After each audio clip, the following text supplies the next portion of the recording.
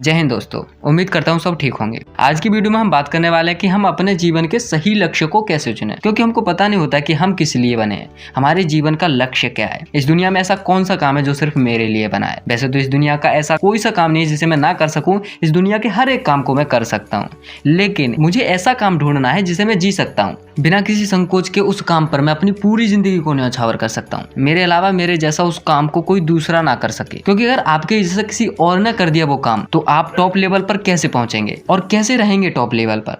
क्योंकि हम जानते हैं टॉप लेवल पर पहुंचना तो आसान है कहीं तक, पर टॉप लेवल पर बने रहना ये मुश्किल हो जाता है, क्योंकि कोई ना कोई आके टपक ही जाता है उस लेवल को हासिल करने के लिए। अब आपको काम ये करना है कि ऐसा कौन सा काम है जिससे मैं और काम की अपेक्षा ज़्यादा देर तक कर सकता हूँ बिना थके।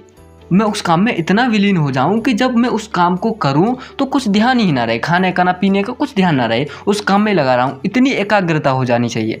बात अब यहाँ पर आगे रुकती है कि अपने जीवन के लक्ष्य को हम पहचाने कैसे, कि हम अपने जीवन में क्या कर सकते हैं। अब लक्ष्य को पहचानने का एक सरल सा उपाय है, जिस काम में आपका मन लगता है आप वही काम कीजिए, तो आप जिंदगी में सफल हो जाओगे। लेकिन आप सोच रहे होगे यार मन तो बहुत सारी चीजों में लगता है, जैसे मूवी देखना है, खाना है, सोने में मन लगता है, गप्पे मारने में मन लगता है, किसी को पीटने में मन लगता है, बहुत सारे काम है। लेकिन इसका आउटपुट कैसा है? सबका खराब आउटपुट है, नेगेटिव आउटपुट है। जिस चीज में आपका मन लग रहा है और उसका आउटपुट अच्छा है, जिसके आउटपुट से आपका भला हो रहा है, आपकी आने वाली जिंदगी अच्छी होगी, लोगों का भला हो रहा है, समाज का भला हो रहा है, आप कुछ सीख रहे हो, आपको कुछ मिलने वाला है और उसी काम में आपका मन लग रहा है, तो वही है आपका लक्ष्य।